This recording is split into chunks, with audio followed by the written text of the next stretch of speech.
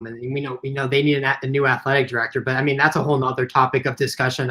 We'll move on here to our final topic and preview Saturday's game against Colorado. I mean, how do you see this one playing out, Ryan? I mean, the line is 7 points in favor of Colorado, so the Wildcats are underdogs in this one. Again, they're always the underdogs in the official Vegas lines. Like, it's also their first home game since that season opener against USC. So, I mean, what do you see in this one? Is there any chance that this losing streak gets broken this week?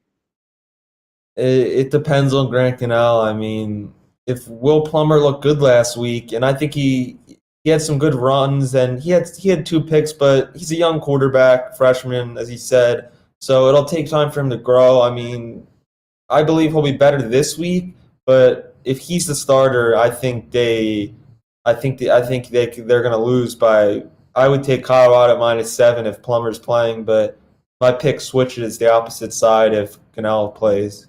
I mean, I actually thought Will Plummer did an all right job, especially, for the circumstances he was put in, a true freshman coming in on the second play of the game. Like, what more do you expect? Like, sure, he threw those 2 picks, but the wheels were already off the wagon in that game. Like, that was both of those picks came, late in the fourth quarter after, that miscue with the field goal attempt. And oh my God, that was so bad. So like those 2 interceptions already, like, the game was over as soon as they botched that field goal hold. Like, so that's when those 2 picks happened. So like, I thought he did all right. I think the stats look a little bit worse than what he actually played, but I don't know. I think even if Grant Gunnell plays this game, I still don't feel very confident in this one. Like, I don't know. It's just so crazy because I pinned this game as, an automatic win at the start of this season. Like, I thought Colorado was the only team worse than Arizona.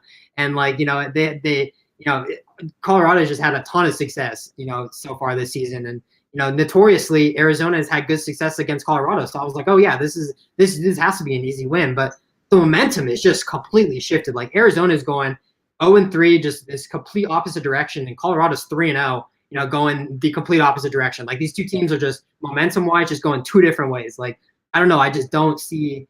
I am nervous about this game because the momentum is just not there for Arizona, and it's all in favor of Colorado. It doesn't even matter if it's a road game or a home game. Like, there's just too much momentum for Colorado going in this one. I totally agree with you, but I still believe that there's a slim chance. Like, it's just hard for me to sit here and really say that they're going to go. They're not going to win a game this season. Go 0-6. That just seems. I think one of these games they're just going to pull out. They're going to pull out. And I mean, this, as good as Colorado's playing, this is pretty much their best shot left to me. I mean, like, against Arizona State, like, I give them a slim chance for that game, and I don't know who they're playing. I don't know who they're playing in that last week, but it'll probably be Cal. I think the way that the standings are kind of shifting out, it'll probably be, Arizona will be the last team in the South, and I think the North, it'll probably be Cal or Washington State at the bottom of that one. But yeah, I don't know. Yeah, as all these teams have pretty much been competitive besides Arizona. Like, that's just the sad part when you look at it. All these teams, Oregon State, Washington State looked all right in the past few weeks. Like, all these teams that we didn't think were going to be good just look decent. And one last thing I want to say about David Hickey, the athletic director, is that I get that he gets a lot of blame too for this. Don't get me wrong, but at the end of the day, to me, is he's not running that football program. He's not in those rooms making decisions, recruiting players on game day. And to me, it's about the players and the coaches in that locker room, on that field during the games. That's how you're going to win games. I know it starts from the top up, but I believe in college he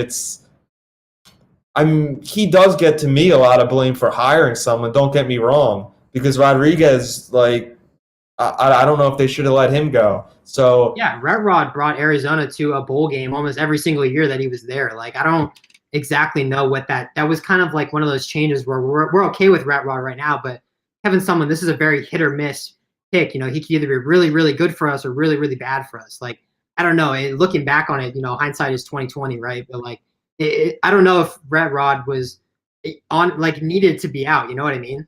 Yeah, and I get where the thinking's coming from. They were thinking that, with Rodriguez, they were like here, bowl every year, and then with Sumlin, they could get over that hump because looking at his past success, I get that, but it just you need to cut ties eventually because do you know how long? I don't know off the top of my head. Do you know how long his contract has left? Someone's or he, Someone's. I think after this year, I think he's so it would be this year and then one more season before he would be cut. I'm pretty sure. I probably should have fact checked that before we hopped on here.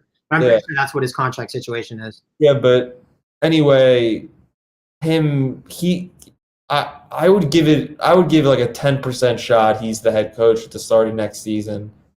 Yeah. I honestly think he'll finish this season because it's a short season. Like you can't really cut tie. If you cut ties, then I guess maybe the last like 2 games, but I would find that hard to believe. But right after that game, he should be fired within an hour.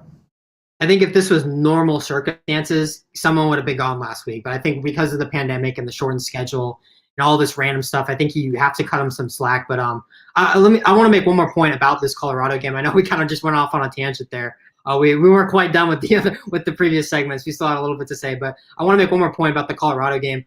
I think the biggest thing for me is the reason why I'm nervous about this one is that just because Colorado's run game is very good, like Jarek Bouchard is a very good running back. Arizona has not had good success about running backs. Like you saw Demetric Felton just tear them up last week. They got torched by Washington the week before, who has by far the best run game in the conference, one of the best run games in the nation, really. So like Arizona has not had good success against good running backs and against good running games. So that's my biggest worry is I think this is going to be another one of those games where they're just going to get torched by this one running back, and it's gonna be the tail of the tape. Yeah, I totally agree. I agree with that. I think Colorado is going to win, I would say 37-24. Yeah, I think Colorado covers the spread as well. We're running out of time, though. I think we're going to end things today.